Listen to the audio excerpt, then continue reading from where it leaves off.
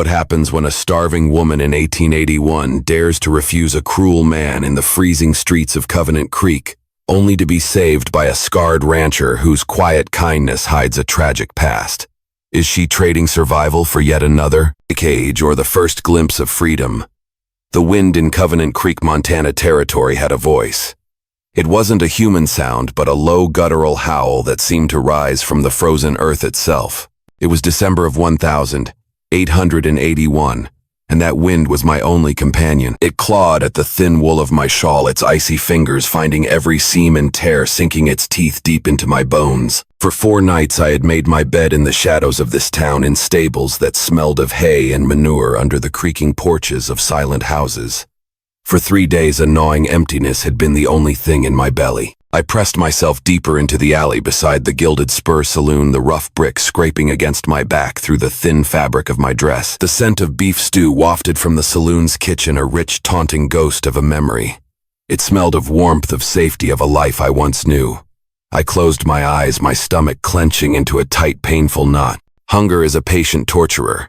It doesn't just weaken the body, it erodes the soul, whispering that you are worthless, forgotten. The saloon doors burst open, spilling a wave of raucous laughter, yellow light, and blessed warmth into the frigid street. 2 men stumbled out, their breath pluming like smoke in the lantern light. My heart hammered against my ribs. I tried to shrink into myself, to become another shadow in an alley full of them. But one of them saw me. "Well, now what do we have here?" The voice was thick with whiskey and a casual cruelty I knew all too well. It belonged to Jebediah Stone, a man whose small cruelties were the talk of the town. He was stout and red-faced, with small piggish eyes that seemed to miss nothing, especially the vulnerability of others. He crunched toward me through the snow, his grin showing a row of yellowed teeth, a little bird all alone in the cold. I flattened myself against the wall, the cold brick, a solid, unyielding reality. "Leave me be," I whispered, the words barely audible over the wind's mournful song. Jebediah's grin widened. "Now that ain't neighborly. I've got a room upstairs at the boarding house. Nice warm fire, a soft bed. You come along with me, I'll see you get a hot meal." The offer hung in the air, a poisoned apple, a warm room, a soft bed, food. My body screamed yes, a primal urge for survival that threatened to overwhelm everything else. But I knew the price. I had seen the girls who took Jebediah's offers. I had seen the hollowness in their eyes the morning after. I said no, my voice trembled, but it was there. A tiny spark of defiance in the vast cold darkness. His eyes narrowed, the drunken amusement, replaced by a sharp, mean glint. "You sure about that? A pretty thing like you has got no place else to go. Don't you pretend you're better than what you are. I've heard the whispers about you. Folks talk." He reached a beefy hand for my arm. "Let go of me," I said, the words louder, this time sharper. I twisted away, but his grip was like an iron band. "Don't be stupid," he slurred, pulling me closer. "It's a fair trade. A room and a meal for a bit of companionship." The lady said no. The voice cut through the wind and the fog of my fear like a sharpened blade. It was deep, steady, and utterly calm. It held no threat, yet it carried an authority that stopped Jebediah in his tracks. From the deeper shadows at the mouth of the alley, a man emerged. He was tall, his shoulders broad enough to block out the light from the street. A wide-brimmed hat dusted with snow shadowed his face. A long, heavy duster coat flapped around his boots. As he stepped into the faint lantern light, I saw it, a pale, jagged scar that ran from his left temple down his cheek, disappearing into the collar of his shirt. It was an old wound, but it gave his rugged face a severe, almost dangerous quality. His eyes, the color of a stormy sky, were fixed on Jebediah. Jebediah released my arm, puffing out his chest. "This ain't your business, stranger." "It is now," the man replied, his voice never rising. That unnerving calm was more potent than any shout. "You don't know who she is," Jebediah sneered, trying to regain his footing. "I know what she is right now," the stranger said, his gaze unwavering. "Cold, hungry, and being harassed by a man who can't take no for an answer." "You calling me a liar?" Jebediah blustered, his hand drifting toward the pistol on his hip. "I'm saying you should walk away." A tense silence stretched between them, the only sound the howling wind. I held my breath, a tiny, terrified mouse caught between 2 wolves. Jebediah's bravado seemed to shrink under the stranger's quiet intensity. Finally, with a sneer, he spat into the snow. "She ain't worth the trouble anyway." He turned and stumbled back toward the warmth of the saloon, muttering curses that were snatched away by the wind. My legs threatened to give way. and I sagged against the brick wall, the adrenaline leaving me weak and trembling. The stranger turned to me, his steely gaze softening with a quiet concern that was in its own way as startling as his intervention. "You all right, miss?" he asked. "I'm fine," I lied, the words, a reflexive shield I had long since learned to raise. His eyes scanned my thin shawl, my chapped lips, the shivers I couldn't control. "When was the last time you ate a full meal?" I looked away, shame and pride warring within me. I couldn't answer. Without another word, he shrugged off his heavy duster. The sheer size of it was startling. It smelled of saddle leather, wood smoke, and the clean, cold scent of the outdoors. He draped it around my shoulders, and the weight of it was as comforting as the immediate warmth that began to seep into my frozen limbs. The sudden kindness was so unexpected, so profound it nearly brought me to tears. "Why?" I whispered, my voice thick. "Why are you helping me?" "Because someone should," he said simply. He held out a gloved hand, not to take mine, but as a simple open gesture. "My name is Silas Blackwood. I own a ranch a few hours out of town." I hesitated, then found my own voice. "Alara Vance." He nodded slowly, his eyes thoughtful. "I know folks have been talking about you, Miss Vance, but I tend to make up my own mind about people. I've seen you in town the last few weeks. Seen you trying to find honest work at the mercantile, at the laundry. I've also seen you turn away from men like Jebediah more than once. What's your point?" I asked, suspicion, a bitter taste in my mouth.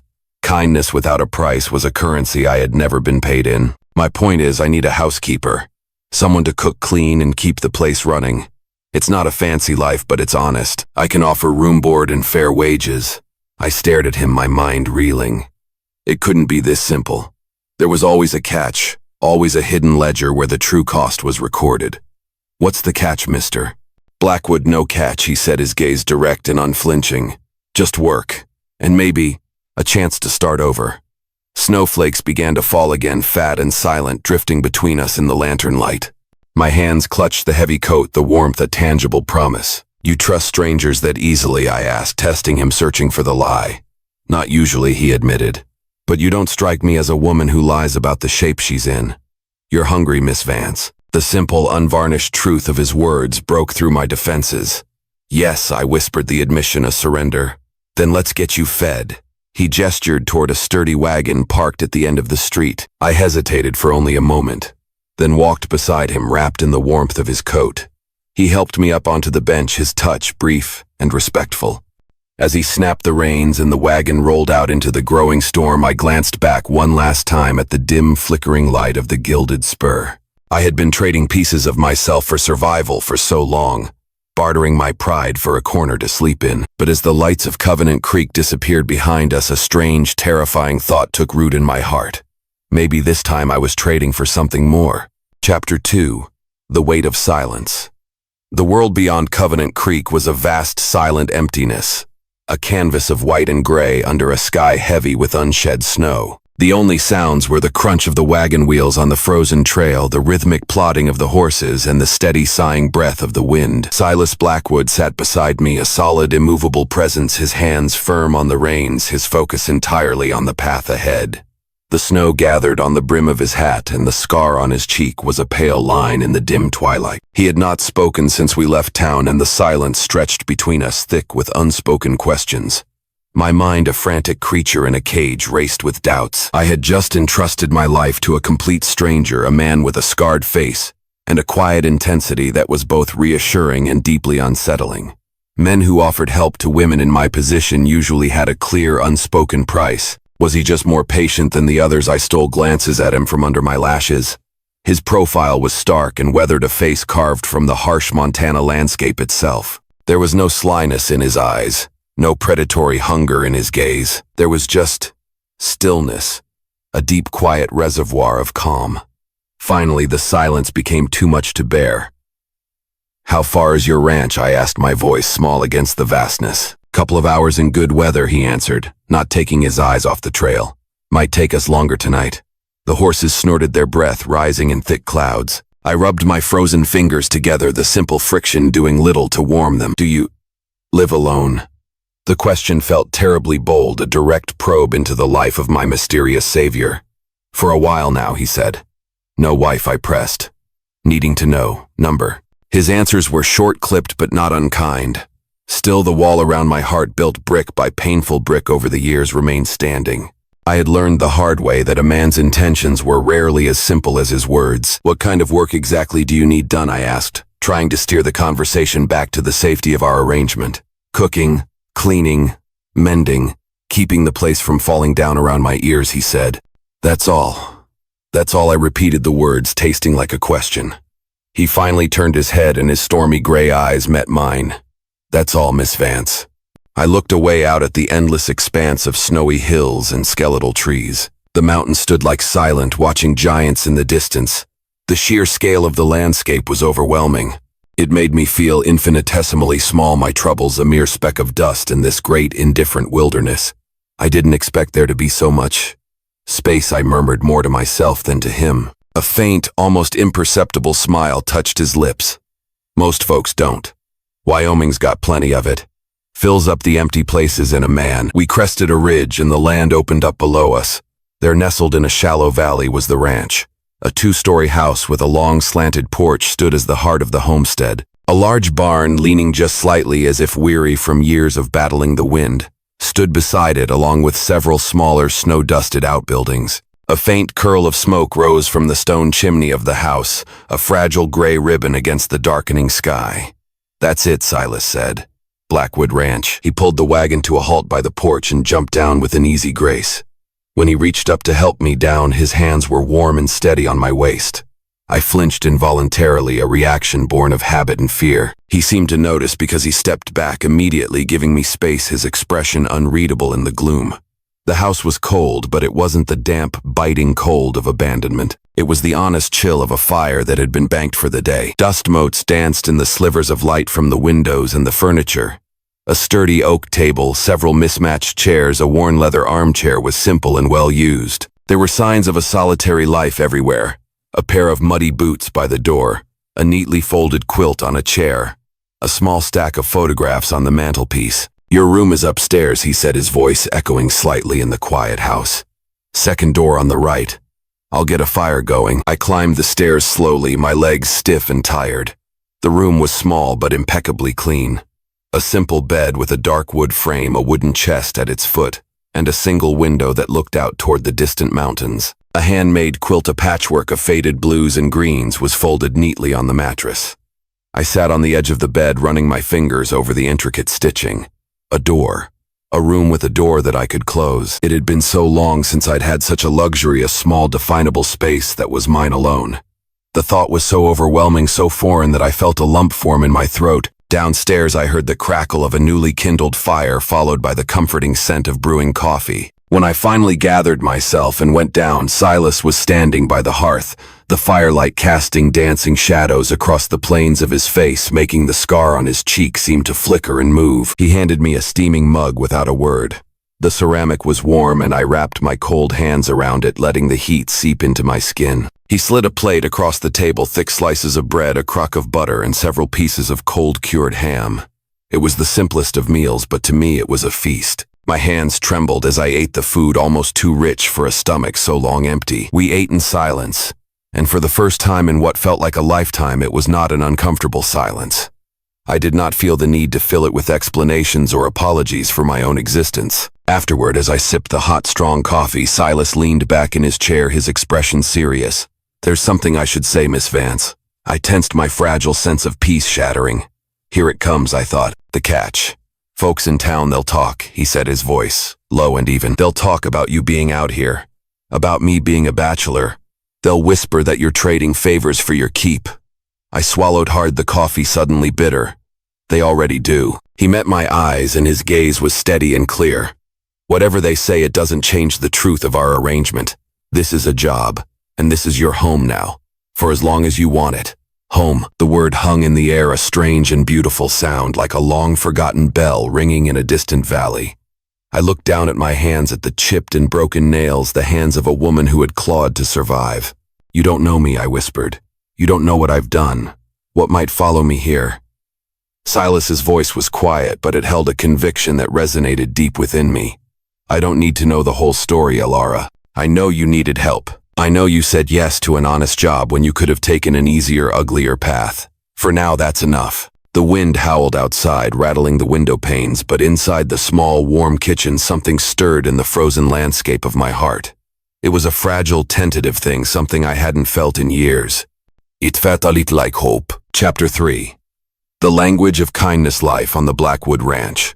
Settled into a quiet rhythm dictated by the rising of the sun and the needs of the land. Each morning I rose before dawn, wrapping myself in one of the heavy woolen shawls I'd found in the chest in my room, and made my way down to the kitchen. The first few days were a study in frustration. The cast-iron stove was a temperamental beast with its own moods and whims. I burned the porridge, scorched the bacon, and produced coffee that was either watery and weak or thick enough to stand a spoon in. On the third morning, a pan of frying bacon spat a glob of hot grease onto my sleeve. I yelped, stumbling back, and in my haste my sleeve brushed against the stove's searing edge. It caught fire in an instant. A scream tore from my throat as I frantically slapped at the flames. The back door slammed open and Silas rushed in his face, a mask of alarm. He didn't hesitate. He grabbed the water bucket by the hearth and doused my arm, the sudden cold, a shocking contrast to the heat of the fire. The flames sputtered out, leaving me soaked, shaking, and utterly humiliated on the kitchen floor. I am so sorry, I whispered, my breath coming in ragged sobs. I can't even cook a simple breakfast. I'm useless. Silas crouched beside me, his large frame blocking out the morning light. I braced myself for the anger, the recriminations, the dismissal I was sure would come. Instead, his voice was low and gentle. You're learning. That stove's got a mean streak. Tricky to get the hang of. It just takes time. He handed me a clean dish towel. Are you burned? I shook my head, my arm stinging but not seriously injured. I looked up at him, bewildered. There was no scolding in his eyes, no judgment. Just a quiet, steady concern. For the next hour, he didn't just tell me how to use the stove. He showed me. He showed me how to read the color of the flames, how to adjust the dampers to control the heat, how to find the stove's hot spots and its cooler edges. His voice was calm, his hands steady as they guided mine. I watched him closely, absorbing not just the lesson but the man himself. Every action was deliberate, respectful. He treated me with a patience that unsettled me far more than cruelty ever had. Cruelty was a language I understood. This quiet, unassuming kindness was a foreign tongue. That evening when I returned to my room, I found a small bundle wrapped in brown paper sitting on my quilt. Inside were 2 pairs of new thick woolen stockings, a shawl much heavier and warmer than my own, and a small note written in a strong, clear hand. Thought you might need these with the cold setting in. SB. The gestures continued, small and silent. A few days later, when I discovered we were out of sugar, I found a large jar of honey tucked neatly in the back of the pantry. On the small table near the parlor window, a stack of books appeared, worn novels with cracked spines, a slim volume of poetry, and a travel journal with pressed wildflowers tucked between its pages. He never mentioned these things, but each quiet offering spoke volumes. He thanked me after every meal, even the ones I'd nearly ruined. He always took off his hat and wiped his boots on the mat before stepping inside. Without my asking, he fixed the squeaky stair on the landing, the loose hinge on my bedroom window, and the broken drawer in the kitchen that had been driving me mad. He was a man who saw what needed to be done and simply did it without fanfare or expectation of praise. One evening, drawn by the lowing of cattle, I wandered out to the barn. The air inside was warm and smelled of hay and animals. I found Silas kneeling in the straw beside a young calf, his large, gentle hands wrapping its leg in a salve-soaked cloth. You're good with them, I said softly from the doorway. He glanced up, his expression unstartled. Animals don't lie, he said, his voice a low rumble. They tell you what they need and they don't pass judgment. I took a step closer, drawn by an unspoken current. The way he spoke to the calf in a low, soothing murmur made something in my chest tighten. I had seen men be strong, and I had seen men be cruel. I had not known that true gentleness could look like this, like a scarred, powerful man tending to a helpless creature with such care. Later that week, while dusting the parlor, I found a photograph tucked behind a row of books on the mantelpiece. It was a formal portrait of a young woman with bright, laughing eyes and a cascade of dark curls. She was leaning into a younger, unscarred Silas. They were both smiling, the kind of radiant, unguarded smiles of people who believe the world will always be kind. I had just picked it up, my fingers tracing the outline of the woman's face, when his voice came from the doorway. Her name was Isabel. I turned quickly, my heart leaping into my throat. I'm so sorry, I wasn't trying to pry. It's all right, he said, stepping into the room. His face was a quiet mask, but his eyes held a deep ancient sadness. I put it there so I wouldn't have to see it every day. But I couldn't bring myself to put it away completely. She was beautiful, I whispered. She was, he said quietly, taking the photograph from my hands. He stared at it for a long moment. We were supposed to be married. She died the winter before last. A fever took her in less than a week. I said nothing. What could be said in the face of such a loss? My own hardships felt small and selfish in comparison. She believed in second chances, Silas added, his voice distant. She used to say that no one should be judged by their worst mistake. I studied him then, the old scar, the quiet steadiness, the profound grief that lived behind his eyes. I was beginning to understand that his kindness wasn't born of naivety, but of a deep and painful understanding of loss. She must have loved you very much, I said. She did. He placed the photograph back on the mantel next to the others, no longer hidden. And I think she would have liked you, Alara. The words landed in the quiet room with the force of a physical blow. They settled deep in my chest, a warm, trembling tremor. I wanted to believe him. I wanted to believe that a woman like me, a woman with a past full of shadows and shame, could be known and still be liked. That night when I went up to my room, I did not feel like a trespasser living in the ghost of another woman's home. For the first time, I felt like I had been invited in. Chapter 4. The Ghost of the Past. The morning sun glinted off the snow-covered fields, a brilliant, deceptive light that did nothing to warm the biting cold. I was washing the breakfast dishes, the warm, soapy water a comfort to my hands, when I heard the crunch of wagon wheels in the yard. I glanced out the window and saw Silas returning from his weekly trip to town for supplies. There was a tightness in the set of his shoulders, a grim line to his jaw that I recognized immediately. It was the look of a man carrying trouble. He stepped inside, stomping the snow from his boots with more force than usual. The air around him felt charged heavy. "We need to talk," he said, his voice quiet but strained. I set the towel down my stomach, twisting into a cold knot. "What is it? A man's been asking around town about you," he said, his eyes dark with concern. Well-dressed. Said his name was Julian Vance. My breath caught in my throat. The dish slipped from my fingers and clattered into the sink. Julian. The name was a key unlocking a door in my mind I had tried so desperately to board shut. Behind that door was a life of silk dresses, cold smiles, and suffocating lies. "He said he's your brother Silas," finished. I turned away, gripping the cold edge of the sink until my knuckles turned white. "He found me." He didn't sound like a concerned family man, Silas continued, his voice a low growl. "Bill over at the Mercantile said the man was slick, asking questions, wanting to know if anyone had seen you. Said there was family business that needed resolving." I remained silent for a long moment, the water dripping from the tap, a slow, torturous count. Finally, I found my voice. "He isn't here because he misses me. Julian never does anything that doesn't serve him." Silas crossed his arms, leaning against the doorframe, his presence a solid, reassuring weight in the suddenly fragile room. "What does he want, Alara, to silence me?" The words came out in a raw whisper. Silas's brow furrowed, but he waited his patience a gift. I took a deep, shuddering breath and began to unspool the story I had carried like a shroud for 3 long years. 3 years ago, my brother was courting the daughter of one of our father's business partners.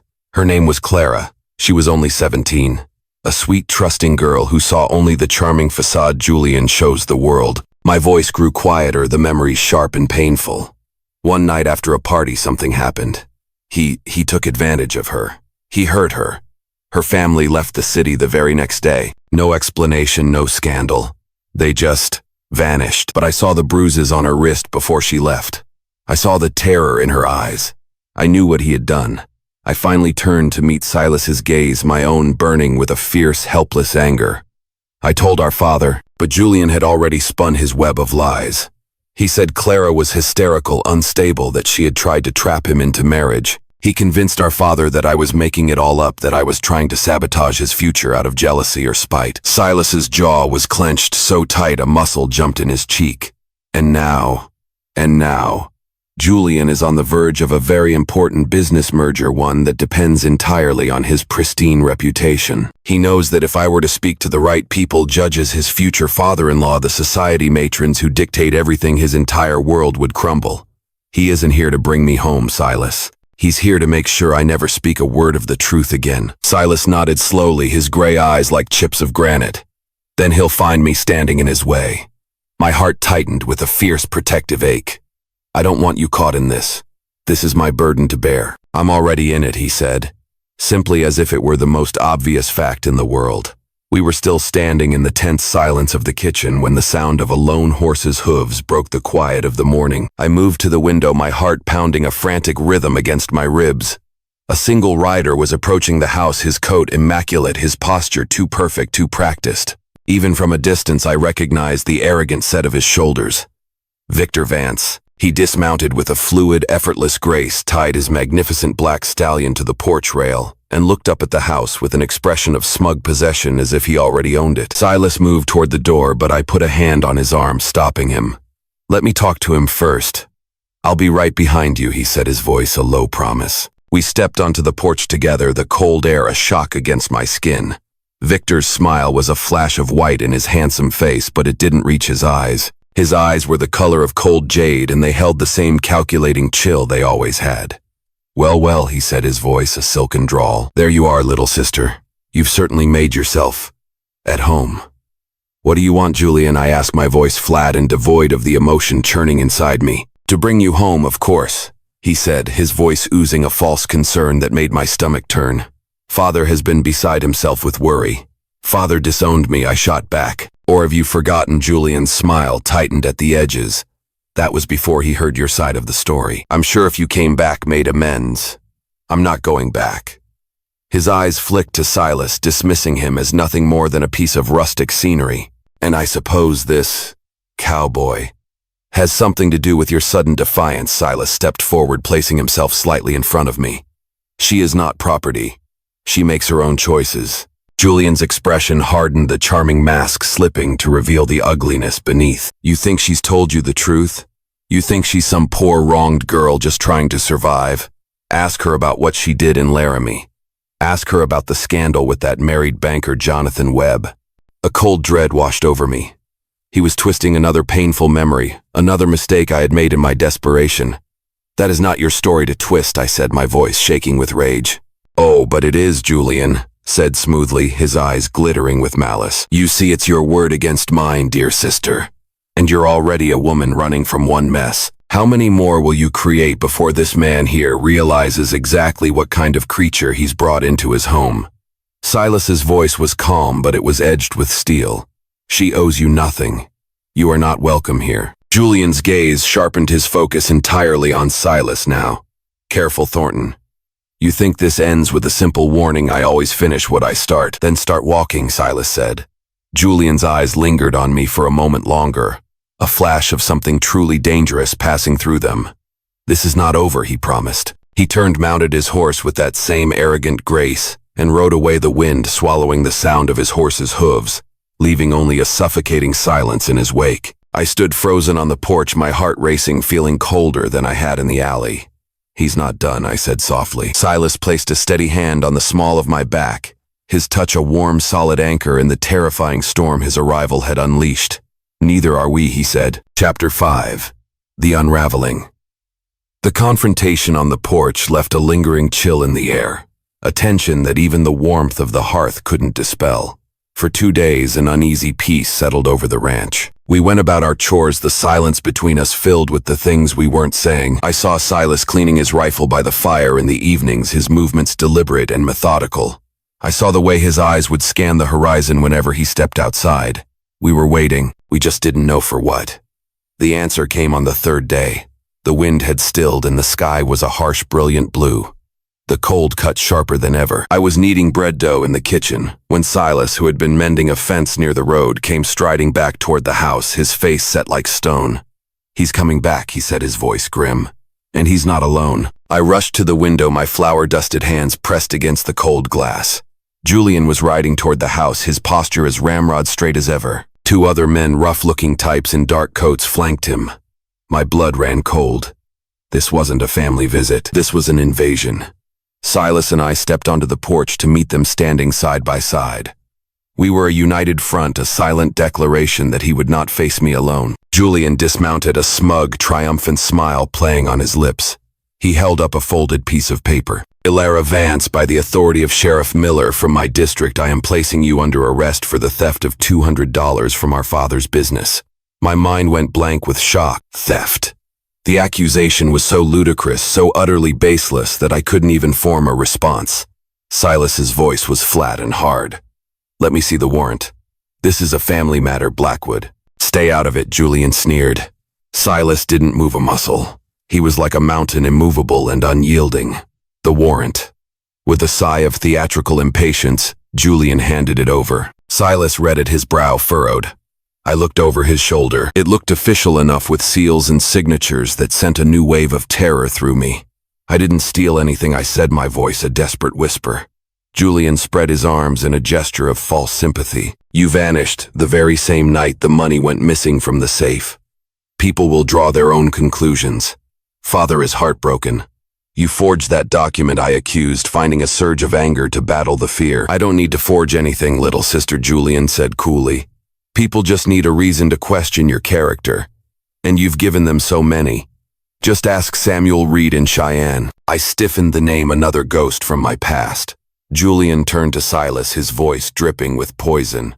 "Did she tell you about him? A lonely older man who took pity on a 17-year-old girl with nowhere to go. He paid for her meals, her clothes, a few little gifts, until she refused to give him what he truly wanted in return. A classic tale of innocence betrayed, wouldn't you say?" "That's enough, Julian," I snapped. His smirk deepened. "But she took the money, didn't she? Blackwood, she took the gifts. Just like with Father. It's a pattern, you see. She takes and takes until she's cornered, and then she runs." "Leave, Silas," said his voice, a low, dangerous growl. He took a single step forward. Julian's hand moved like a striking snake. In a blink, he had a small, silver-plated pistol in his hand, aimed not at Silas, but at me. "She's coming with me," he hissed, the last of his composure gone. "In the wagon or in a box. It makes no difference." Time seemed to slow, to stretch like taffy. Before I could even process the threat, Silas launched himself forward, not at the gun, but at Julian, tackling him with the force of a battering ram. They hit the ground in a tangle of limbs, the pistol flying from Julian's grasp and landing in a snowdrift near the porch steps. They grappled violently, fists flying, curses filling the air. It was a brutal, desperate fight. Then I saw a flash of metal. Julian had a blade, a wicked-looking knife yanked from a sheath in his boot. He slashed upward. Silas cried out a sharp gasp of pain and staggered back. A dark stain was already spreading across the sleeve of his shirt, a shocking splash of red against the white snow. "Stop!" I screamed, my paralysis breaking. I scrambled for the pistol, my numb fingers closing around the freezing metal. I got to my feet, pointing it with two shaking hands, the barrel wavering wildly. Julian let him go. The knife was at Silas's throat. Julian was panting, his hair wild. His perfect facade shattered, revealing the monster beneath. He froze his chest, heaving his eyes wide and crazed. "You don't have the nerve," he spat. "Try me," I said, my voice cracking. I cocked the hammer, the click echoing in the unnerving silence. "I swear to God, Julian, I will end this right now." It was the moment Silas needed. He shoved Julian away with all his strength, and they rolled apart, blood smearing the pristine snow. Julian scrambled to his feet, furious and defeated for the moment. "This changes nothing," he hissed. I held the gun steady, my hands no longer shaking. "I know what you've done," I said, the words pouring out of me, a bluff born of pure desperation. "The missing funds from Father's company, the forged contracts, the land deals you made in his name, stealing from him right under his nose. I remember it all." Julian went pale. "You're bluffing." "Am I? I watched you for years. I remember every deal. You thought no one else noticed." I glanced at his two men who were still standing by the gate, watching, looking uncertain. Then I looked back at him. "No one will believe a runaway with a ruined name." "I believe her," Silas said. He was on his feet now, his face pale but his voice strong, his wounded arm held tight against his body. He came to stand beside me, a solid, unwavering presence. She was a child.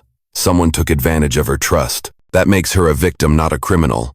You don't get to define who she is. His words were a balm to my wounded soul.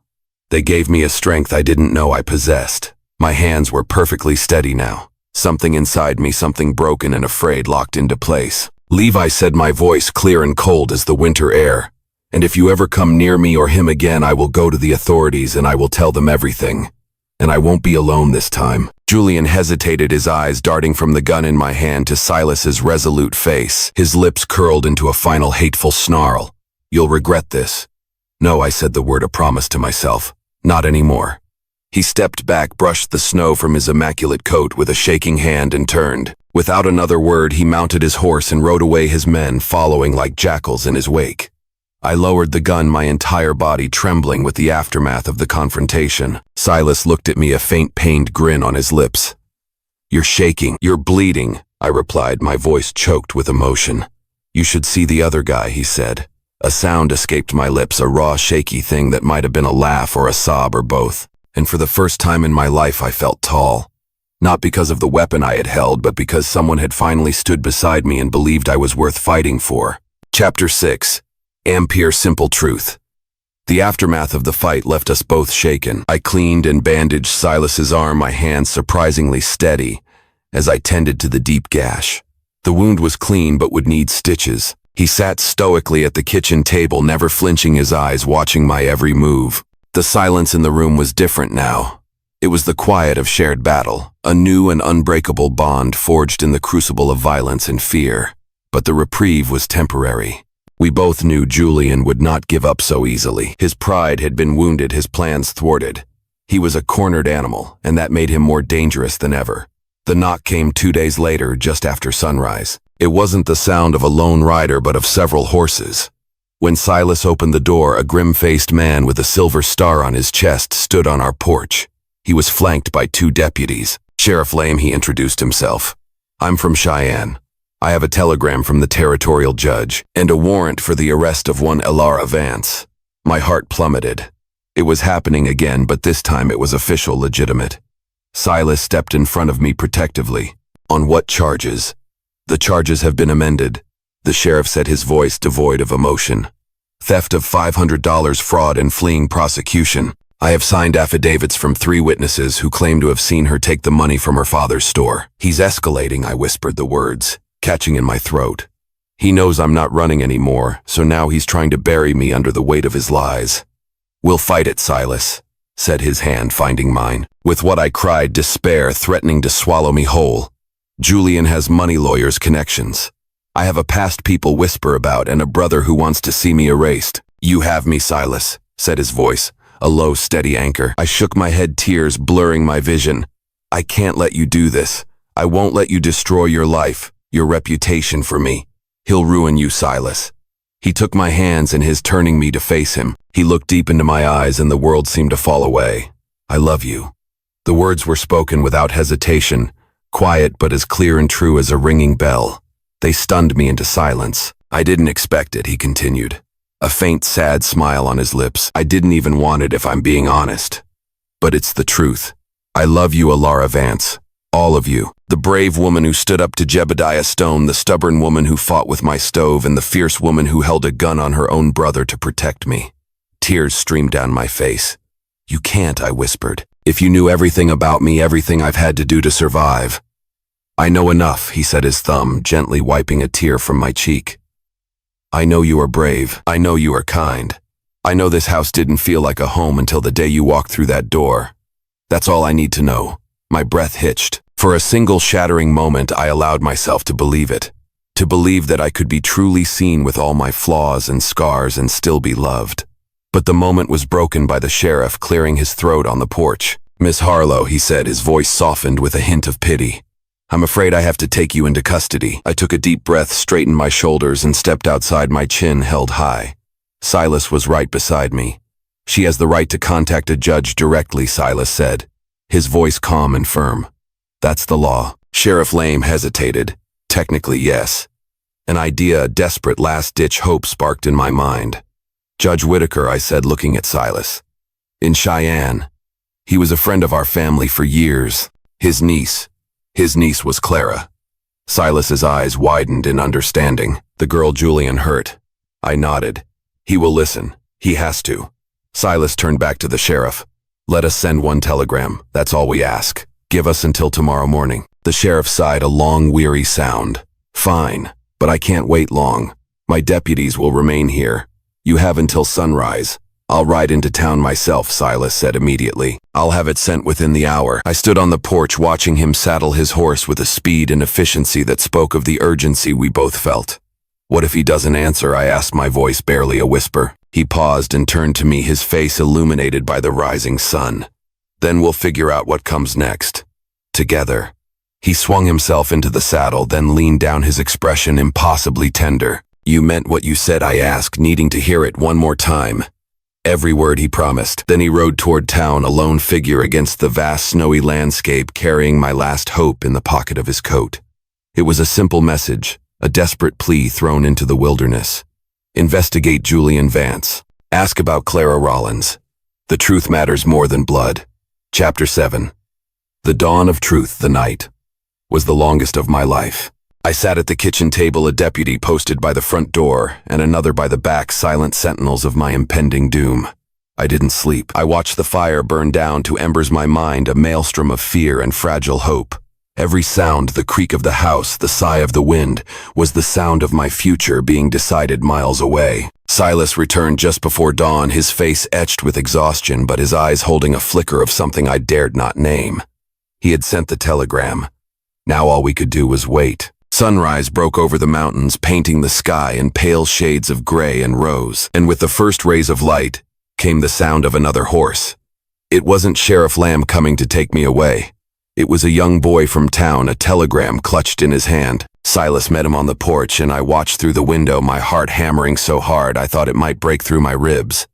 He read the yellow paper, his stoic expression unreadable. Then he stepped back, inside his eyes finding mine across the room. He held out the telegram. My hands shook so violently I could barely unfold it. The words swam before my eyes, and I had to read them 3 times before they made sense. Julian Vance under investigation for fraud, embezzlement, and possible involvement in the death of Clara Rollins. Federal inquiry underway. All charges against Alara Vance suspended pending review. A federal marshal is en route. Hold your position. Judge Whitaker. One sank onto a chair, the telegram fluttering from my fingers. He believed me, I whispered, the words filled with a decade of unshed tears. Silas knelt beside me, his large warm hand covering mine. Of course he did, Alara. The truth has a way of finding the light. By midday, U.S. Marshal Evans arrived. He was a tall, lean man with a weathered face and eyes that had seen too much. He left his deputies outside and stepped into our parlor, his worn notebook in hand.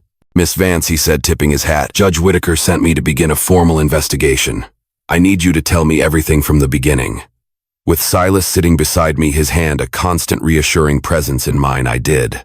I told him everything. About Julian's charm and his cruelty. About the manipulated ledgers and the missing money. About Clara's bruises and her family's sudden silent departure. I told him about the forged land deals, the shell companies, and the way Julian had twisted every truth to serve his own ambition. Marshal Evans listened patiently, scribbling notes, his expression never changing. When I finished, my voice raw and my throat aching, he looked up. I believe you, Miss Vance, he said simply. The 3 words were the sweetest I had ever heard. We've already discredited 2 of the witnesses your brother paid off, and Judge Whitaker, after receiving your telegram, finally convinced Clara Rollins's family to speak. They had been silent for years, terrified of your brother's power. The coroner's report from 3 years ago was re-examined. Clara died of internal injuries consistent with a violent assault, not the falling sickness your brother claimed. My breath hitched in a sob of vindication. Effective immediately, Marshal Evans said, his voice firm, all charges against you have been dropped. A federal warrant has been issued for the arrest of Julian Vance.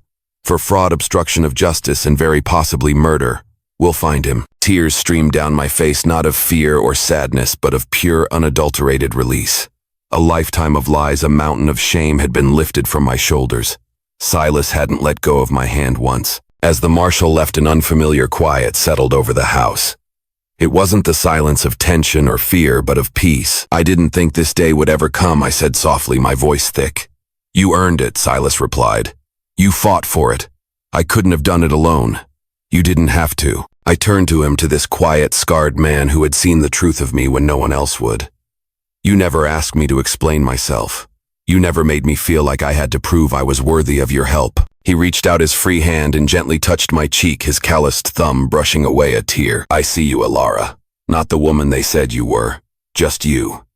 Outside the wind stirred, but it was a gentle sound, now a whisper through the pines. The past hadn't disappeared, but it no longer held me captive. Not here. Not with him. The next morning the sun rose brighter than I had ever seen it. The chill in the air had begun to ease, and for the first time I could feel the faint, distant promise of spring. I found Silas on the porch, a mug of coffee in his hand, his injured arm in a proper sling. He turned to me with a soft smile. "You slept," he said. It wasn't a question. For the first time in days, I replied, coming to stand beside him. We stood in comfortable silence for a while, watching the sky shift from pale amber to a brilliant, cloudless blue. "I've been thinking," Silas said, setting down his mug, "about everything we've faced, about what comes next." He turned to face me, his gray eyes serious and full of a deep, quiet emotion. "I built this ranch to last. I built it for a family, for a future I didn't think I'd ever have again. But then you came." He reached into his pocket and pulled out a simple braided silver band. It was worn and honest, not new or flashy. And in a voice thick with emotion, he said, "Alara Vance, will you marry me?" My heart surged, a wild, joyful thing. I thought of the desperate, starving woman in the alley, a woman who had once thought all she could trade for was warmth.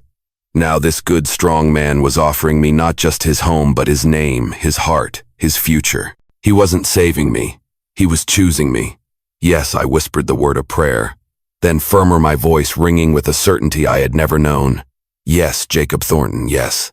He slipped the ring onto my finger. It fit perfectly. He pulled me into his arms, and I rested my head against his chest, listening to the steady, reassuring beat of his heart. It was the sound of home. A week later, a letter arrived. The handwriting was my father's, precise, formal, and cold. I held it for a long moment before breaking the seal. "My dearest Alara, I write this with more shame than a father should ever have to carry. Marshal Evans paid me a visit. He showed me everything, Julian's crimes, his lies, and the terrible pain I caused by choosing to believe the wrong child. I have no excuse. I was blinded by my own pride and ambition. I failed you, my daughter. If you can ever find it in your heart to forgive a foolish old man, I would like to see you again. Not to bring you back to a life you have rightfully left behind, but simply to know the remarkable woman you have become. Your father, Nathaniel Vance." Tears blurred the words. Jacob found me in the parlor, the letter clutched in my hand. He read it quietly, then placed it gently on the mantel beside the photograph of Isabel. "You can go to him if you want," he said softly. "Not now," I said, looking around the room at the home we were building together. "Maybe one day. But I don't ever want to leave this place." "When you do go," he said, his arm wrapping around my shoulders, "you won't go alone." Spring began to stretch its green fingers across the land. The snow melted, the creek began to flow, and the birds returned to nest in the eaves of the barn. We worked side by side, mending fences, planting a garden, giving the porch a fresh coat of paint. We laughed more easily, our days filled with the simple, satisfying work of building a life. One evening, as dusk painted the sky in shades of pink and lavender, we stood on the porch, his arm warm around me. "Do you ever wonder," I asked softly, "what would have happened if I had gone with Julian that day?" Silas was quiet for a moment, looking out at the mountains. "I think the snow still would have fallen," he said, "and the wind still would have howled, but this porch would be empty, and I'd still be waiting for something I didn't know I needed." I smiled, my eyes on the horizon. "This place," I said, leaning my head on his shoulder. "It's more than just shelter, Silas. It's home." We stood together as the last light faded, two souls who had found each other in the heart of a storm. In a land where the past never fully let go, we had chosen to build a future anyway. Because sometimes the bravest thing a person can do is not to run, but to stay. Enjoying these epic Wild West stories? Hit subscribe for more gripping tales of bravery, conflict, and unexpected heroes. Now tap the video on screen to experience a story with a twist you'll never forget.